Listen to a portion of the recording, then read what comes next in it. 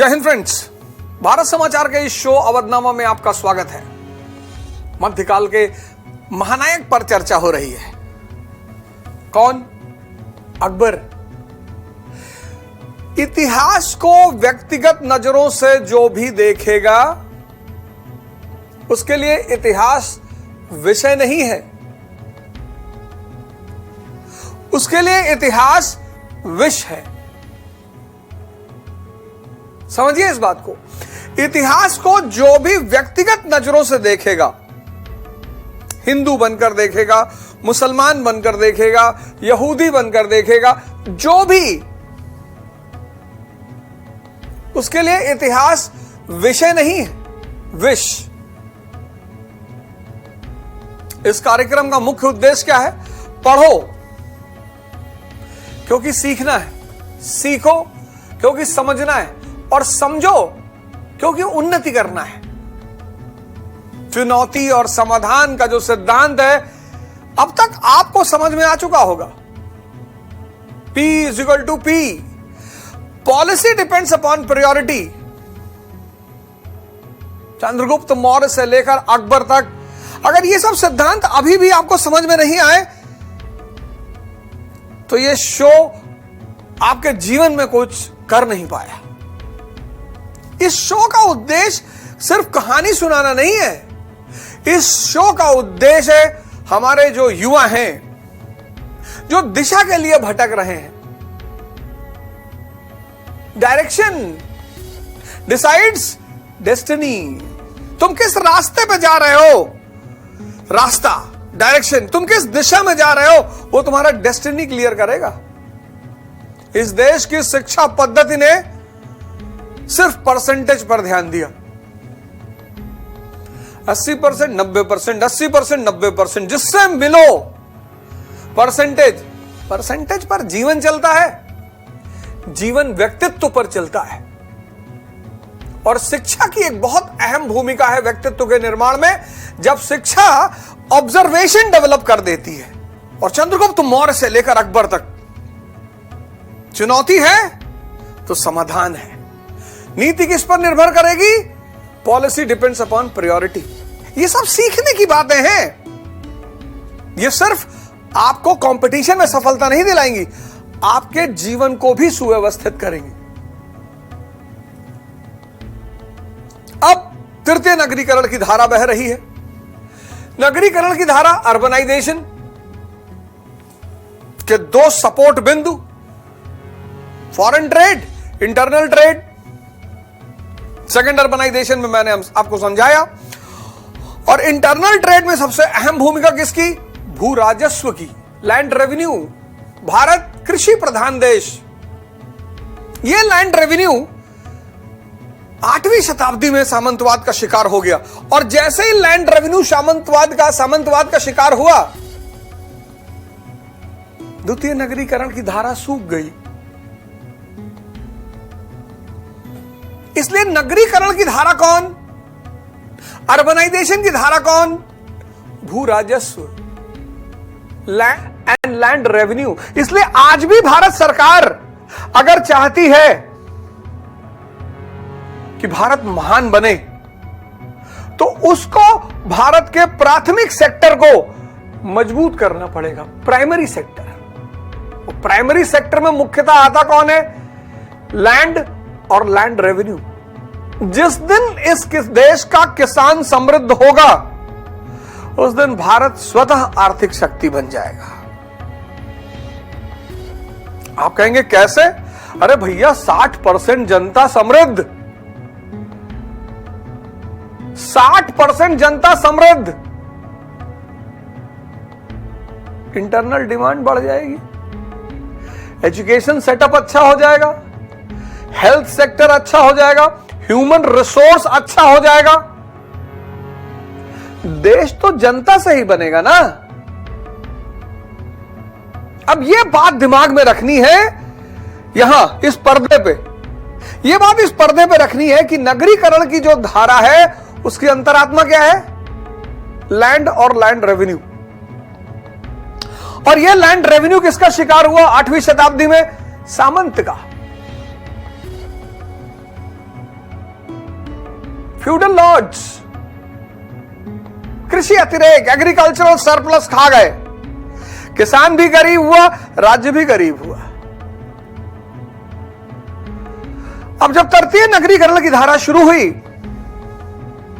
दिल्ली सुल्तान, इनकी मजबूरी नगरीकरण की धारा को मजबूत करना, उसी पे इनका survival. E is equal to E, economy is equal to empire. Economy क्या है? अर्थव्यवस्था साम्राज्य की मां है। ब्रिटेन 19th सेंचुरी साम्राज्य किसके बल पर? इकोनॉमी के बल पर। Industrial revolution. अमेरिका साम्राज्य 20th सेंचुरी किसके बल पर? इकोनॉमी के बल पर। आज चीन साम्राज्य बनने का सपना देख रहा है, किसके बल पर? इकोनॉमी के बल पर। E is equal to E, economy is equal to empire. यह बात दिल्ली सुल्तानों को एकदम स्पष्ट है कि साम्राज्य अगर बनना है तो अर्थव्यवस्था मजबूत होनी चाहिए, और अर्थव्यवस्था मजबूत होगी जब इस देश की कृषि व्यवस्था मजबूत होगी, जब इस देश का किसान मजबूत होगा। अब इल्तुतमिश से लेकर अलाउद्दीन खिलजी तक इक्तेदारी व्यवस्था ने अहम भूमिका निभाई भू राजस्व को निकालने में। अभी तो राज्य बन ही रहा है, अभी कहां गांव के अंदर घुस जाएंगे और रिफॉर्म करेंगे? नहीं कर पाएंगे। अभी तो राज्य का ही अस्तित्व पैदा हो रहा है, राज्य ही इन्फेंट स्टेज में है। जब राज्य व्यवस्थित हो जाएगा और निर्धारित हो जाएगा, तब रिफॉर्म्स होंगे। तो तृतीय नगरीकरण की जो धारा है, थर्ड अर्बनाइजेशन की जो धारा है मेडिवल पीरियड की, उसमें जिसने नींव रखी भू राजस्व सुधार की, वो है अलाउद्दीन खिलजी। अब ये पूरा डायग्राम एक साथ बना लेना है। इल्तुतमिश से लेकर अलाउद्दीन, शक्ति का सिद्धांत, इक्तेदारों द्वारा फ्यूडल लॉर्ड्स पर नियंत्रण और भू राजस्व की वसूली। पहली बार जिस आदमी ने नींव रखी भू राजस्व सुधार की, वह अलाउद्दीन। जमीन की पैमाइश, measurement of land and efficient regulation of land revenue department, हम डिस्कस कर चुके हैं। अलाउद्दीन खिलजी के बाद शेर शाह सूरी, उसने उस नींव पर भवन बनाया। मेजरमेंट ऑफ लैंड, रे, patta and kabuliyat, and again regulation of department. 4 कदम उसने उठाए। मेजरमेंट ऑफ लैंड, भूमि की पैमाइश, फिर रे, एमएसपी के लिए, मिनिमम सपोर्ट प्राइस के लिए, फिर पट्टा एंड कबूलियत, डॉक्यूमेंट्स, एक किसान के पास, एक राज्य के पास, और excellent regulation of revenue department. 4 कदम। अब हर सुधार में कुछ ना कुछ स्कोप रह ही जाता है। अकबर की एंट्री हुई। जब अकबर की एंट्री हुई तो उस अकबर ने क्या किया कि जिस पैमाने को शेरशाह ने क्रिएट किया था लैंड रेवेन्यू का, उसको स्टैंडर्डनेस प्रदान कर दिया, मानकता प्रदान कर दी। जो छोटी मोटी कमियां उसमें बची थी, सब निकाल के बाहर कर दिया। छोटी मोटी कमियां, इसी पे ध्यान देना है। शेरशाह का जो भू राजस्व है वो सुव्यवस्थित भू राजस्व है, स्टैंडर्ड नहीं है। कोई चीज होती ना स्टैंडर्ड, कि अब इसके बाद सुधार की कोई आवश्यकता नहीं।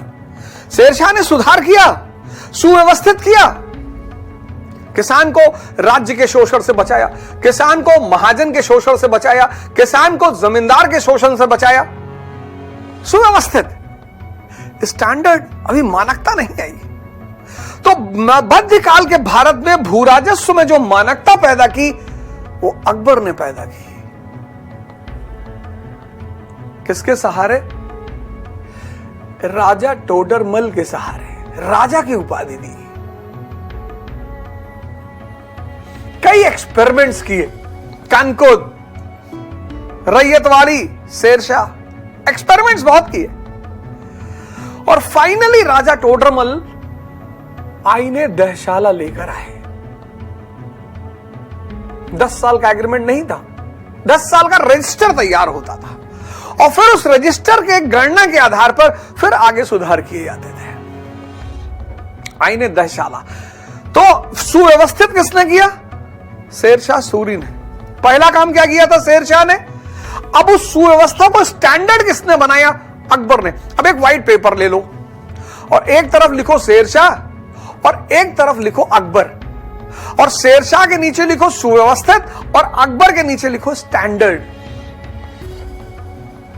और मेरे साथ डायग्राम बना लो।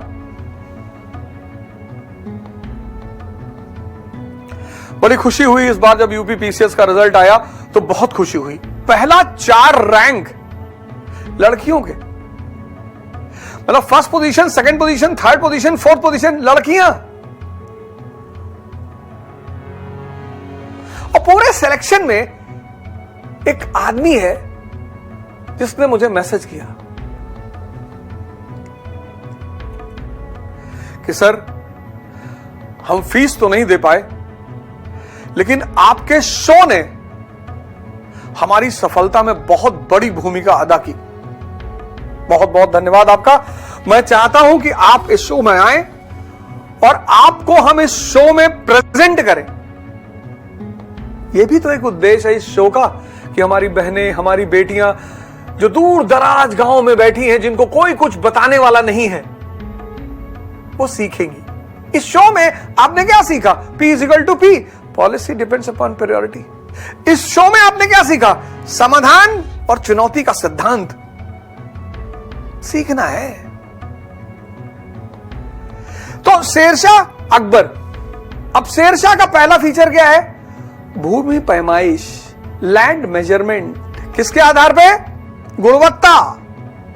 Classification of land on the basis of quality of soil, good, middle, bad. ये शेरशाह का है। अकबर का कंटिन्यूटी ऑफ प्रोडक्शन, उत्पादन की निरंतरता। सुव्यवस्थित किसने किया? शेरशाह ने। पहला पॉइंट क्या है? Classification of land on quality of soil. भूमि का क्लासिफिकेशन, वर्गीकरण मिट्टी के गुणवत्ता के आधार पे। उसको एक कदम आगे बढ़ाया अकबर ने। कंटिन्यूटी ऑफ प्रोडक्शन, निरंतरता, उत्पादन की निरंतरता। तो शेरशाह की जो भूमि है वो कितने प्रकार की है? 3, गुड, मिडिल, बैड। लेकिन अकबर की जो भूमि वर्गीकरण है वो 9 प्रकार का है। पोलज, परती, छाछर और बंजर। भूमि को 4 भाग में बांटा गया। कंटिन्यूटी, प्रोडक्शन की कंटिन्यूटी, किसमें कैसे कैसे कैसे फसल कैसे हो रहा है, कंटिन्यूटी। इस वर्ड को पकड़ना, कंटिन्यूटी, निरंतरता। उस आधार पर भूमि को 4 भाग में बांटा गया। पोलज, परती, छाछर और बंजर। अब बंजर में तो कुछ होता ही नहीं। फिर इस 3 को, पोलज, परती और छाछर को फिर 3 भाग में बांटा गया, गुड, मिडिल, बैड। और इस प्रकार अकबर की जो भूमि वर्गीकरण है उसमें 9 प्रकार है। यानी जो कमी शेरशाह में रह गई भूमि की पैमाइश में, वो अकबर ने खत्म कर दी। पहला काम। दूसरा शेरशाह का मेन कदम क्या है? MSP, minimum support price. किसान को बचाओ, किससे? महाजन और जमींदार से। Agriculture is a periodical profession. 4 महीने, बाकी 8 महीने किसान के पास पैसा कहां से आएगा? या तो वो फैक्ट्री में काम करे, और अगर उसके पास दूसरा आय का सोर्स नहीं है तो जब भी उसे पैसे की जरूरत होगी वो महाजन के पास जाएगा। बैंक अमीर लोगों के लिए होता है। अरे पुरानी पिक्चरें देखो भैया, आज का अर्जुन, मदर इंडिया, 1990 की से पहले की जो मूवियां हैं वो 2 ही चीजों के चारों तरफ केंद्रित हैं, एक महाजन, एक पूंजीपति। तो शेरशाह ने किसान को महाजन से बचाने के लिए एमएसपी का सिस्टम किया, मिनिमम सपोर्ट प्राइस। पर उसमें भी एक कमी बच गई थी। अब भारत के कुछ क्षेत्र ऐसे हैं जहां कोई फसल ज्यादा होती है, अच्छी पैदावार होती है, दूसरे क्षेत्र में वही फसल कम होती है, कम पैदावार होती है। तो एमएसपी के निर्धारण में बड़ा ऊंच नीच होता था। अब गेहूं की फसल की एमएसपी दिल्ली में सेट हुई, लेकिन गेहूं की कीमत पंजाब में अलग है, बंगाल में अलग है। समझिए इस बात को। एक ही फसल जो विभिन्न क्षेत्रों में होती है, उसकी उत्पादकता में अंतर होता है ज्योग्राफी की वजह से। अब शेरशाह के समय जो गेहूं का एमएसपी निर्धारित हुआ दिल्ली के स्तर पे, दिल्ली, वो पंजाब के किसान और बंगाल के किसान को सूट नहीं करेगा। किसी को फायदा करेगा, किसी को नुकसान करेगा। तो अकबर ने एक नई इकाई पैदा कर दी एमएसपी के लिए, एक नई इकाई, दस्तूर। लिखो सेकंड पॉइंट, दस्तूर। यानी दस्तूर यानी वो क्षेत्र जहां विशेष की कीमत एक जैसी हो। उड़ीसा और बंगाल, चावल की एमएसपी एक जैसी होगी, पंजाब में चावल की एमएसपी अलग होगी। दस्तूर, एमएसपी के लिए निर्धारित की गई इकाइयां, मिनिमम सपोर्ट प्राइस के लिए निर्धारित की गई इकाइयां। देखो मानकता पैदा किया, पैमाइश में मानकता, एमएसपी में मानकता। फिर पट्टा एंड कबूलियत, शेरशाह का सिद्धांत, पट्टा, कबूलियत, कागजात, डॉक्यूमेंट। अवधोजा किसान, 50 बीघा जमीन, XYZ फसल, इतनी रेवेन्यू। एक पार्ट किसान के पास पट्टा और दूसरी पार्ट स्टेट के पास कबूलियत। और तीसरा, अब भू राजस्व किसान से नहीं लिया जाएगा, किसान के स्तर पर भू राजस्व का निर्धारण नहीं होगा। शेरशाह के समय किसान के स्तर पर, गांव के स्तर पर, अकबर के समय परगना के स्तर पर। यह चार्ट बनाना पड़ेगा और इसकी सबसे अच्छी व्याख्या अगर आपको पढ़नी है, हालांकि अब तो सिलेबस से ही निकाल दिया गया है, तो संभावना है कि यूपीएससी से भी बाहर ही हो जाएगा, सिविल सर्विस से। वो तो सरकार की नीति है, उसमें कुछ कहा नहीं जा सकता। सरकार को अधिकार है किसको पढ़ाया जाएगा, किसको नहीं पढ़ाया जाएगा, वो सरकार का एक विशेषाधिकार है, उस पर छेड़छाड़ नहीं की जा सकती। लेकिन अगर इस विषय को कायदे से पढ़ना है, कायदे से समझना है, तो उसके सबसे अच्छा सोर्स है NCERT। अकबर वाला चैप्टर खोलिएगा, कंसोलिडेशन ऑफ एम्पायर, साम्राज्य का सुदृढ़ीकरण, और उसमें उस चारों चीजों को बहुत प्यार से समझाया है।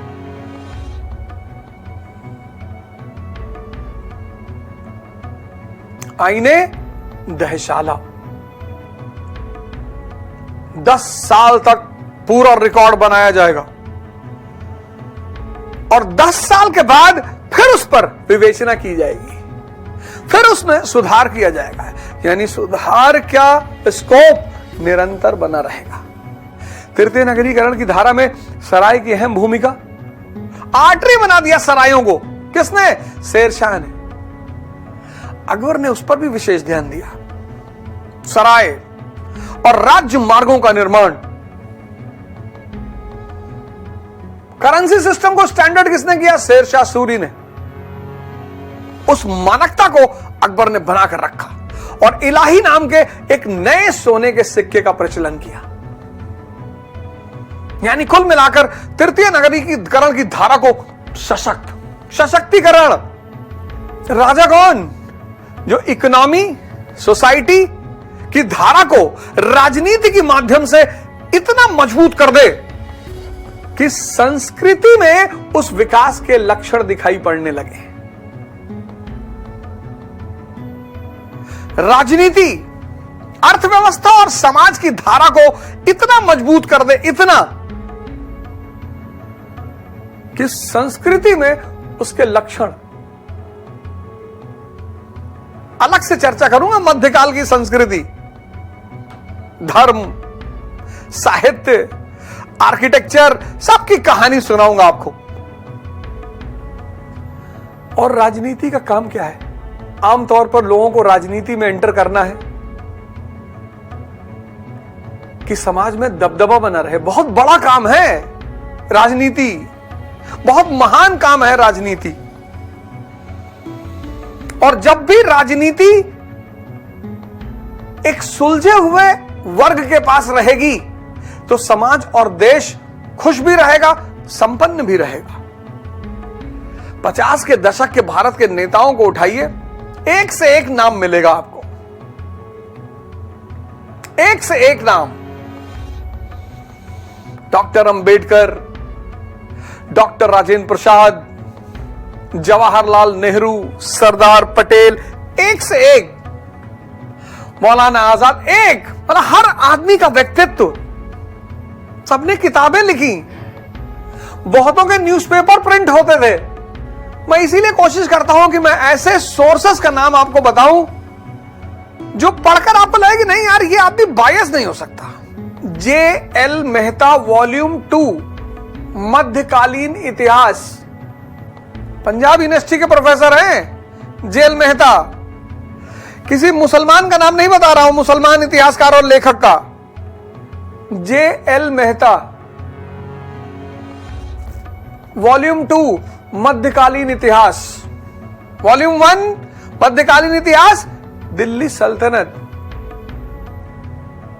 हिंदी मीडियम, इंग्लिश मीडियम, जिसको भी मध्यकाल पढ़ना है, J.L. Mehta volume 1, J.L. Mehta volume 2। क्या शानदार लैंग्वेज में लिखी हुई किताब है। वो कहते हैं अकबर महान है क्योंकि एक तो उसका नीति निर्धारण, पॉलिसी बनाना, दूसरा श्रेष्ठतम लोगों को अपने साथ रखना, संगत।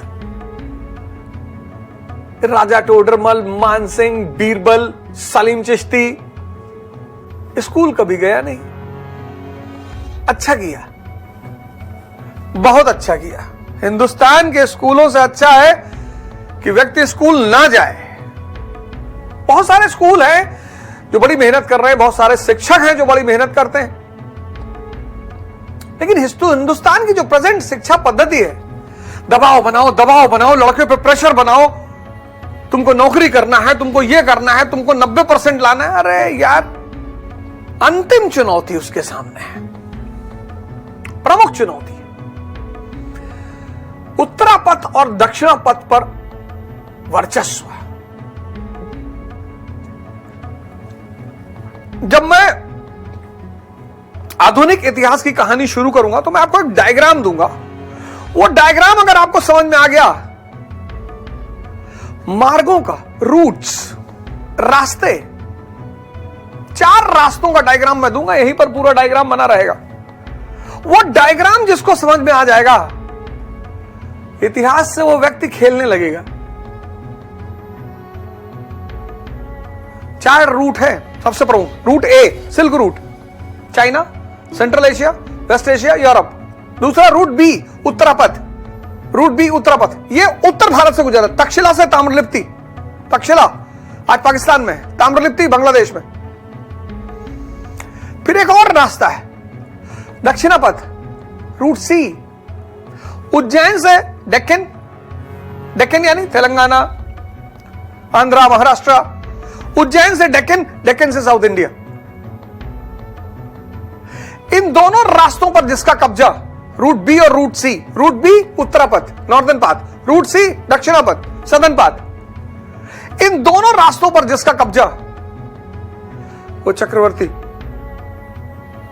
पहली बार किसका? अशोक का। दूसरी बार किसने कोशिश की? समुद्रगुप्त ने, सफल रहा। उत्तरापथ पर दबदबा किसने बनाए रखा अंतिम बार प्राचीन काल में? हर्ष। दक्षिण में एंटर करने की कोशिश पुलकेशिन द्वितीय से हार गया। मध्यकाल में इल्तुतमिश से लेकर बलबन तक ये उत्तरापथ पर ही अपना वर्चस्व बनाने में उनका समय जाता रहा। किसी तरह बंगाल, गुजरात कब्जे में रहे। बस अलाउद्दीन ने दक्षिण की तरफ रुख किया, दक्कन से दोस्ती की और दक्षिण से वसूली। उत्तर में वर्चस्व, नॉर्थ में वर्चस्व, दक्कन से दोस्ती राजा रामचंद्र और दक्षिण से वसूली। सीधे कब्जा करने का प्रयास नहीं। मोहम्मद बिन तुगलक ने कोशिश की, मारा गया। अब मुगल काल में जिस आदमी को मौका मिला इन दो रास्तों पर कब्जा करने का, वो है अकबर। राजनीति में युद्ध मूंछों के लिए नहीं होती और पूंछों के लिए नहीं होती।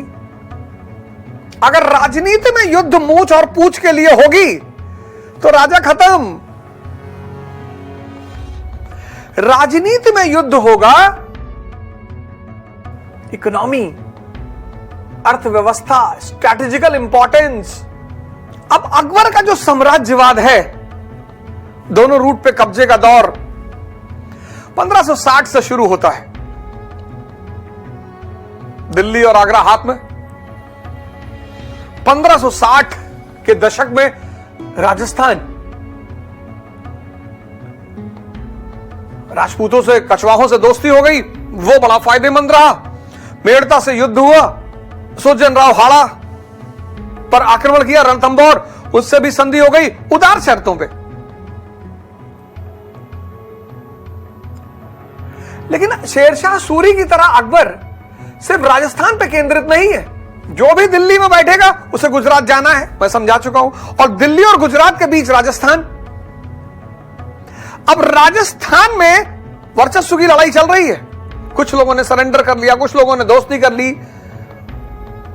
मेवाड़ खड़ा हुआ है कि मैं तो लड़ूंगा। अकबर ने कहा यह तो किस एपिसोड चलता रहेगा, गुजरात हमें चाहिए किसी भी कीमत पे। तो गुजरात का एक दूसरा रास्ता है, मालवा। मालवा का शासक बाज बहादुर। पूरा हिंदुस्तान का डायग्राम निकालो, पूरा हिंदुस्तान का डायग्राम निकालो पूरा, और उन रास्तों को चिन्हित करो, उत्तरापथ, दक्षिणापथ। मालवा पे कब्जा, मालवा के रास्ते 1570 के दशक में गुजरात पर कब्जा। गुजरात पर कब्जा करके अकबर वापस आ रहा था, आगरा पहुंचा, उसको पता चला कि गुजरात हाथ से निकल गया। तुरंत, हुमायूं की गलती नहीं की उसने, तुरंत वापस, रिटर्न बैक। 9 दिन के अंदर दोबारा गुजरात में दाखिल, रिकॉन्क्वेस्ट ऑफ गुजरात।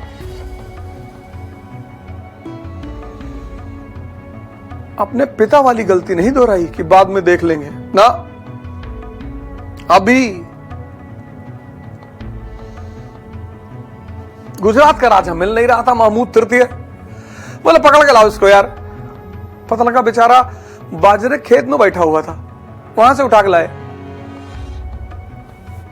रो रहा था अकबर के, अंकल जी गलती हो गई। अरे बोला कौन है भैया ये? बोले साहब ये गुजरात यही राजा है साहब। बोले भगाओ यार इसको, हटाओ। दिल्ली, मालवा के रास्ते गुजरात, राजस्थान की राजपूत नीति जिसमें विवाह अनिवार्य नहीं। कुछ राजवंशों से विवाह है लेकिन अनिवार्य नहीं है। सुरजन राव हाड़ा से कोई वैवाहिक संबंध नहीं। और अंततः मेवाड़ रेजिस्टेंस देता रहा। लेकिन हल्दी घाटी के युद्ध के बाद अकबर ने कहा जाने दो यार। फिर अकबर का concentration north western frontier, Uzbek हावी हो चुके थे सिल्क रूट पर। और जो भी दिल्ली की गद्दी पे बैठेगा उसे दक्षिण और दक्कन की ज्यादा चिंता नहीं रहेगी, क्योंकि दोनों को प्रोटेक्ट कौन कर रहा है? समंदर। सबसे खतरनाक रास्ता कौन है? उत्तर पश्चिम खैबर दर्रा। खैबर को प्रोटेक्ट करना ज्यादा जरूरी है, क्योंकि जो भी अंदर आया खैबर के रास्ते अंदर आया। और उज़्बेक शक्ति उभर रही थी सिल्क रूट पर। अब्दुल्ला उज़्बेक, उसने भी अकबर को पत्र लिखा कि तुम भी मुसलमान, हम भी मुसलमान, आओ मिलकर ईरान, शियाओं का देश, तुम भी सुन्नी हम भी सुन्नी, आओ इस शिया शक्ति को खत्म कर दें। अकबर ने कहा धर्म और राजनीति का कोई संबंध नहीं है। यही सब तो जीवन में समझना है। कोई राम की बेइज्जती कर सकता है? एक तरफ तो तुम कहते हो कि ये पूरा ब्रह्मांड प्रभु राम चला रहे हैं, एक तरफ तुम कहते हो कि ये पूरा ब्रह्मांड अल्लाह चला रहा है, एक तरफ तो तुम कहते हो कि ये पूरा ब्रह्मांड गॉड चला रहा है, और दूसरी तरफ तुम उसके लिए लड़ते भी हो। तुम्हारा बच्चा छोटा हो तो तुम उसके लिए लड़ो, समझ में आता है, क्योंकि तुम्हारा बच्चा लड़ने की स्थिति में नहीं है। तुम्हारा बेटा डीजीपी है स्टेट का और तुम कह रहे हो कि हमारे बेटे को पड़ोसी ने गाली दी, वो देख लेगा। दरोगा हो तो देख लेगा, डीजीपी तो बहुत बड़ी चीज है। हमें आज तक यह बात समझ में नहीं आई। मुसलमान कहता है कि पूरा ब्रह्मांड अल्लाह चला रहा है, हिंदू कहता है ये पूरा ब्रह्मांड प्रभु राम, ईसाई कहता है ये पूरा ब्रह्मांड गॉड। 11 साल अकबर अटॉक के कैंप में रहा, 11 साल सिर्फ उज़्बेकों की वजह से। सिंध पर कब्जा, बलूचिस्तान पर कब्जा, काबुल पर कब्जा, कश्मीर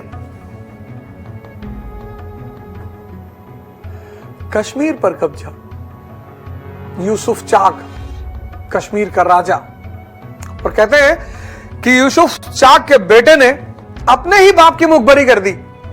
कश्मीरियों के बीच एक कहावत है कि कश्मीरियों को बाहर से खतरा नहीं है, कश्मीरियों को आपस में एक दूसरे से खतरा है।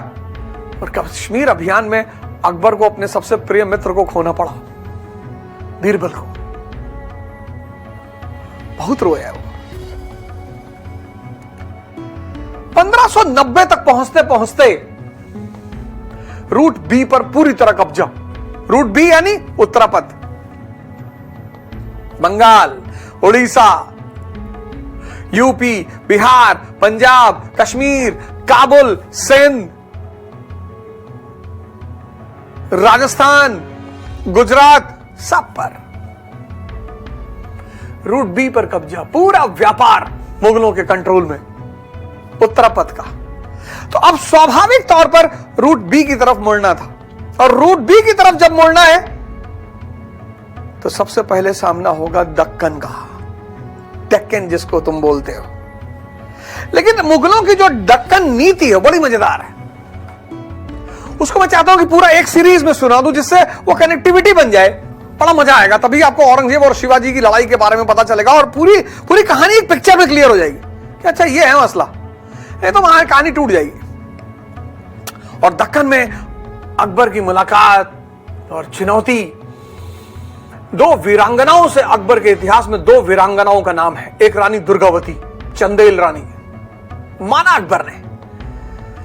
अकबर ने कि यार इतनी बहादुरी औरतों में, चंदेल महारानी दुर्गावती। अकबर ने एक्सेप्ट किया कि एक छोटी सी फौज लेकर वो अपने बच्चे के लिए लड़ रही थी, चंदेल महारानी गोंडवाना की। और दक्कन में उसका मुकाबला हुआ एक और वीरांगना से, चांद बीवी से। चांद बीवी की कहानी मैं सुनाऊंगा आपको दक्कन वाले एपिसोड में। और इस प्रकार अकबर की जो महानता छिपी हुई है, कहते ना कि अकबर को चढ़ाया जा रहा है, प्रमोट किया जा रहा है, सुपर नायक बनाया जा रहा है, कोई बनाता नहीं किसी को। उस आदमी की जो चुनौतियां थी उसका उसने एक व्यवस्थित समाधान दिया। राजपूत चुनौती, विदेशीपन चुनौती है उसके सामने, उसका समाधान क्या है? राजपूत नीति। अनेकता चुनौती है उसके सामने, उसका समाधान क्या है? तौहीद इलाही। तृतीय नगरीकरण चुनौती है उसके सामने, उसका समाधान क्या है? आईने दहशाला। किसान मजबूत होगा तो राज्य मजबूत होगा। क्षेत्रीय रिवोल्ट चुनौती है उसके सामने, उसका समाधान क्या है? मनसबदारी। हिंदू सरदारों का विद्रोह चुनौती है उसके सामने, उसका समाधान क्या है? जागीरदारी। भारत के उत्पादन और सामरिक स्थलों पर कब्जा करना है, रूट बी और सी पर। अकबर का साम्राज्यवाद इसलिए महान है वो। इस एंगल से पढ़ो, इस एंगल से। मैंने इस शो की शुरुआत, आज के एपिसोड की शुरुआत मैंने कही कि इतिहास विषय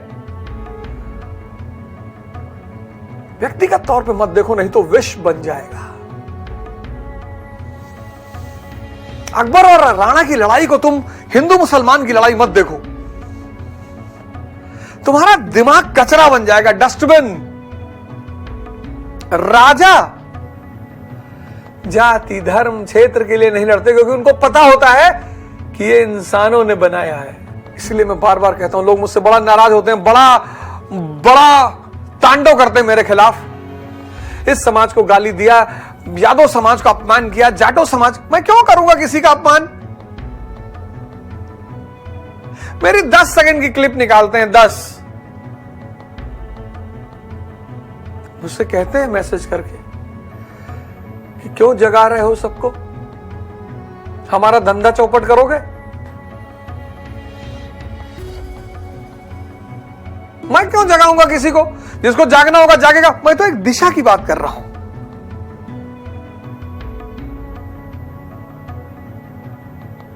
और अकबर महान है क्योंकि वो जो विषम चुनौतियां हैं वो सबका एक उचित समाधान, और मुगल साम्राज्य की जड़ें मजबूत। लेकिन अकबर का जो अंतिम समय है वो बड़ा खतरनाक बीता। वो उसका मुंह बोला बेटा, मुंह चढ़ा बेटा। शेखू बाबा उर्फ सलीम उर्फ जहांगीर, बड़ी मिन्नतों से पैदा हुआ सलीम चिश्ती के आशीर्वाद से। यहां बाप दरोगा हो तो लड़के का तान नहीं मिलता, और जिसका बाप मुगल बादशाह है और फिर सोने पे सुहागा, शराब का शौक, मस्ती, और सलीम बाबू ने विद्रोह कर दिया। तो अकबर ने अपने विशेष मित्र अबुल फजल को भेजा कि जाओ यार हमारे लड़के को समझाओ। अबुल फजल की हत्या करा दी। मुगल बादशाह और अपने बाप के दोस्त अबुल फजल, हत्या करवा दी। उठाए जहांगीर को बंद रखा गुसल खाने में।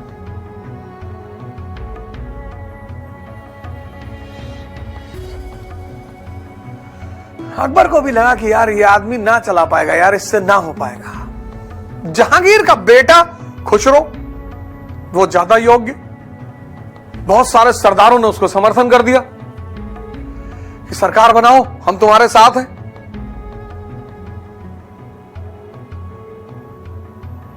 और 1605 में अकबर की मृत्यु हो गई।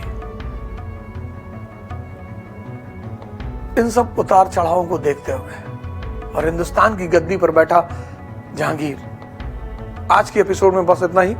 अगले एपिसोड में आपसे फिर मुलाकात होगी। जय हिंद।